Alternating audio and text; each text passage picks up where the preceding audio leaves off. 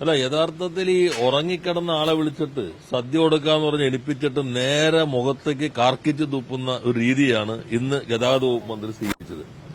നിങ്ങൾക്കറിയാം, കേരളത്തിലെ സ്ത്രീകൾ ഞങ്ങൾക്ക് ഇതാ KSRTCയിൽ സൌജന്യ യാത്ര വേണം എന്ന് ഒരു സർക്കാരിന് മുൻപിൽ ഒരു ആവശ്യം വച്ചിരുന്നില്ല. എന്നാൽ ഇവര് തെരഞ്ഞെടുപ്പ് ഘട്ടത്തിൽ എല്ലാ സ്ത്രീകൾക്കും ഒരു വ്യത്യാസമില്ലാതെ എല്ലാ ബസ്സിലും സൌജന്യ യാത്ര നൽകും എന്ന് പ്രഖ്യാപിച്ചു. സ്ത്രീകൾ ഉൾപ്പെടെ സമൂഹത്തെ തെറ്റിദ്ധരിപ്പിച്ച് വോട്ട് വാങ്ങി അധികാരത്തിൽ വന്നു. അത് പിന്നെ പരിമിതപ്പെടുത്തി ഓർഡിനറി ബസ്സുകളിൽ മാത്രമായി മാറ്റി. അന്നത്തെ പ്രസംഗം നിങ്ങൾ ഓർത്തോളണം. ഇത് സ്ത്രീകളുടെ അഭിമാനത്തിന്റേതാണ്. നിങ്ങളുടെ യാത്ര ഔദാര്യമല്ല. നിങ്ങൾക്ക് അഭിമാനത്തോടുകൂടി യാത്ര ചെയ്യാം. പിന്നെ ഈ പണം മിച്ചം എങ്ങനെ വയ്ക്കണം, ചിട്ടിയിൽ വയ്ക്കണോ SAPയിൽ വേണോ, അതിനും ആവശ്യമായ ഉപദേശം കൂടി നൽകിയിട്ടാണ് ഈ ഫ്ളാഗ് ഓഫ് നടത്തിയത്. അന്ന് അഭിമാനത്തോടെ യാത്ര ചെയ്യാൻ പറഞ്ഞു. ഞങ്ങളുടെ ഔദാര്യമല്ല എന്ന് പറഞ്ഞു. എന്നിട്ട് ഇപ്പൊ അവരെ അധിക്ഷേപിക്കുന്ന ഈ സമീപനം എനിക്ക് തോന്നുന്നു മന്ത്രിയുടെ മാത്രമല്ല, എങ്ങനെയെങ്കിലും ഇതൊന്ന് അവസാനിപ്പിക്കാനുള്ള ഒരു ആസൂത്രിതമായ നീക്കം അതിന്റെ ഭാഗമായിക്കൊണ്ടാണ് ഈ പ്രഖ്യാപനം വന്നിട്ടുള്ളത്. അപ്പൊ സ്ത്രീകളെ ഇതുപോലെ അധിക്ഷേപിച്ച ഒരു മന്ത്രി ആ രൂപത്തിൽ തുടരേണ്ടതുണ്ടോ എന്ന കാര്യം ഉൾപ്പെടെ ചർച്ച ചെയ്യേണ്ടതുണ്ട്. കേരളീയ സ്ത്രീ സമൂഹത്തിനെ ഇതുപോലെ അധിക്ഷേപിച്ച ഒരു അനുഭവം ഒരു ഘട്ടത്തിലും ഉണ്ടായിട്ടില്ല എന്ന് തന്നെ നമ്മൾ കാണണം. ആ ഘട്ടത്തിൽ കാണേണ്ടത് KSRTCക്കകത്ത് ഇത്രയും നഷ്ടം, നേരത്തെ അദ്ദേഹത്തിന്റെ പ്രസംഗമുണ്ട്. അപ്പോൾ ഒരു ബുദ്ധിമുട്ടും വേണ്ട, ആവശ്യത്തിന് പണം നൽകാമെന്ന് പറയുകയാണ് ചെയ്തത്. യഥാർത്ഥത്തിൽ എല്ലാ സ്ത്രീകളിലേക്കും വ്യാപിപ്പിക്കേണ്ടതിന് പകരം ഇപ്പോ ഈ യാത്രാ സൌകര്യം ഉപയോഗിക്കുന്ന സ്ത്രീകളെ അപമാനിച്ചിരിക്കുന്നു എന്നുള്ളതാണ്. യഥാർത്ഥത്തിൽ അവർ പറഞ്ഞിരുന്ന വരുമാന പ്രായ പരിഗണനകളില്ലാതെ എല്ലാവർക്കുമുള്ള സൌജന്യം എന്നാണ്. ആ സൌജന്യം നൽകുമ്പോൾ തന്നെ മഞ്ഞ പിങ്ക് കാർഡിൽപ്പെട്ട സ്ത്രീകൾക്ക് ലഭിച്ചുകൊണ്ടിരുന്ന 1000 രൂപയുടെ പെൻഷൻ പൂർണ്ണമായിട്ടും നിർത്തലാക്കിക്കൊണ്ടാണ് ഈ പദ്ധതി ആരംഭിച്ചത്. ഇപ്പൊ അതുമില്ല ഇതുമില്ല, ചീത്തയും കേൾക്കണം എന്ന അവസ്ഥയിലേക്ക് കേരളത്തിലെ സ്ത്രീകൾ മാറിയിരിക്കുന്നു. രണ്ടാമത്തെ ഭാഗം വളരെ പ്രാധാന്യമുള്ളതാണ്. എന്തിനാണ് ഈ സർക്കാർ ആശുപത്രിയിലേക്ക് വരുന്നത്? നിങ്ങൾ ഞങ്ങൾക്ക് ഫണ്ട് തന്നിട്ടുള്ള ആളുകൾ വേറെ ഉണ്ടല്ലോ. അവരാണല്ലോ ഇപ്പൊ കേരളത്തിലെ സ്വകാര്യ ആശുപത്രികളെ നിയന്ത്രിക്കുന്നത്. അങ്ങനെയുള്ള മ്യൂച്വൽ ഫണ്ടുകൾക്ക് വേണ്ടി അല്ലെങ്കിൽ വലിയ തോതിലുള്ള ഫണ്ട്, മ്യൂച്വൽ ഫണ്ടല്ല, ഈ രൂപത്തിൽ നിക്ഷേപം നടത്തിയിട്ടുള്ള വലിയ സംവിധാനങ്ങളുണ്ട്. അവരുടെ താൽപര്യങ്ങൾക്ക് വേണ്ടിയാണ് പൊതു ആരോഗ്യ സംവിധാനത്തെ തകർക്കാനുള്ള ശ്രമം. ഇത് ഒറ്റപ്പെട്ട അഭിപ്രായമല്ല. ആരോഗ്യവകുപ്പ് മന്ത്രി എന്ത് പറഞ്ഞു? അദ്ദേഹം പറഞ്ഞു, കിടക്കുണ്ടെങ്കിൽ മാത്രം രോഗിയെ നിങ്ങൾ അഡ്മിറ്റ് ചെയ്താൽ മതി, താഴെ കിടത്തി ചികിത്സിക്കരുത്.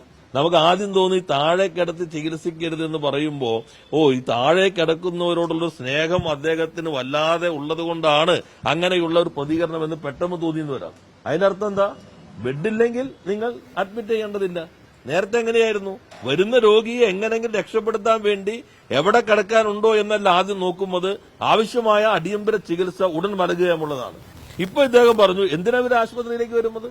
അപ്പൊ പൂർണ്ണമായിട്ടും സ്വകാര്യ മേഖലയ്ക്ക് എല്ലാ രംഗങ്ങളെയും വിട്ടുകൊടുക്കാനുള്ള ആസൂത്രിതമായൊരു പദ്ധതിയാണ് ഈ ഗവൺമെന്റ് നടപ്പിലാക്കുന്നത്. അഭിമാനം എന്ന് പറഞ്ഞു കൊണ്ടുവന്ന സ്ത്രീകളെ അധിക്ഷേപിച്ച ഈ സംവിധാനത്തിനെതിരെ ശക്തമായ താക്കീത് നൽകേണ്ടതുണ്ട്. അതെ, അതാ ഇവരുടെ നിലപാടല്ല. ഇന്ന് അദ്ദേഹം എങ്ങനെ മാറും? ഗവൺമെന്റിന്റെ നിലപാടല്ലേ, പിന്നെ എങ്ങനെ മാറാൻ പറ്റും? ഏത് രൂപത്തിൽ മാറാൻ പറ്റും? ഒറ്റയ്ക്കല്ലല്ലോ. ഇപ്പൊ നേരത്തെ കണ്ടില്ലേ, ഒരു ഇൻവെസ്റ്ററെ കാണാൻ ഒരു രഹസ്യയാത്ര വന്നില്ലേ? യഥാർത്ഥത്തിൽ ഇപ്പൊ ഇൻവെസ്റ്ററെ കാണണമെങ്കിൽ ആ ഹെലികോപ്റ്റർ സ്ഥലം ഉണ്ടല്ലോ. വ്യവസായ മന്ത്രി ഇരുത്താം, ചീഫ് സെക്രട്ടറി കൂടി ഇരുത്താം, ഇൻഡസ്ട്രീസ് മിനിസ്റ്റർ ഇരുത്താം, IT സെക്രട്ടറി 4-5 സീറ്റ് ഉണ്ടല്ലോ, അവരെയും കൂടി കൊണ്ടുപോയിട്ടല്ലേ. അപ്പൊ എവിടെ വളർന്നു? ഇപ്പൊ ഈ ദുരൂഹതയാകെ ശക്തിപ്പെടല്ലേ.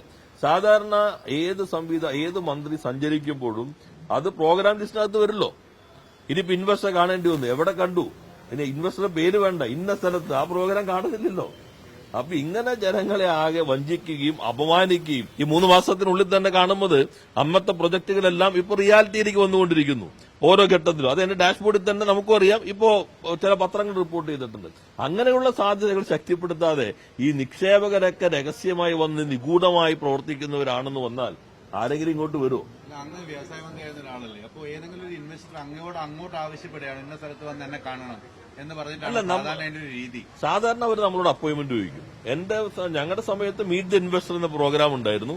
ആ സന്ദർഭത്തിൽ ഇൻവെസ്റ്റേഴ്സ് അപ്പോയിന്റ്മെന്റ് ചോദിച്ചാൽ ഞങ്ങൾ എന്റെ ഓഫീസിൽ തന്നെ നിങ്ങൾക്ക് വന്നിട്ടുള്ളതാണ്. അവിടെ എല്ലാ സെക്രട്ടറിമാരും, KSITC chairman, MD, KINFRA MD chairman, ഇവരെല്ലാവരും ഇരുന്നിട്ട് ഇൻവെസ്റ്ററോട് പ്രപ്പോസൽ വയ്ക്കാൻ പറയും.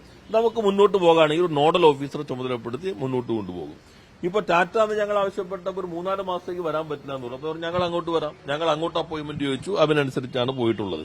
പിന്നെ ഒന്ന് നിങ്ങൾ ആദ്യം ടാറ്റയുടെ പറഞ്ഞ് കുറച്ച് അപകടം ചെയ്തു. 2 ഇപ്പൊ ഇൻവെസ്റ്റർമാരെല്ലാം വളരെ രഹസ്യമായിട്ട് വരുന്നവരാണ്. മറ്റ് സ്റ്റേറ്റ് വരുമ്പോഴേക്കും ഞങ്ങൾ ഒറ്റയ്ക്ക് പോയി രഹസ്യമായി കാണുന്നുണ്ട്, നേരിട്ട് കാണുന്നതല്ല എന്ന് വന്നാൽ അതും നല്ല മെസ്സേജ് നൽകില്ല. കണ്ടോ ഇല്ല എന്നുള്ള കാര്യം ഇപ്പൊ എല്ലാവർക്കും അറിയാലോ. ഒരു നുണ പറഞ്ഞാൽ അതും പിടിച്ചു വെക്കാൻ 1000 നുണ പറയേണ്ടി വരുമെന്നുള്ളത് പണ്ടത്തെ ആൾ വായിക്കാതെ തന്നെ നമുക്ക് എല്ലാവർക്കും അറിയാവുന്ന കാര്യമാണല്ലോ.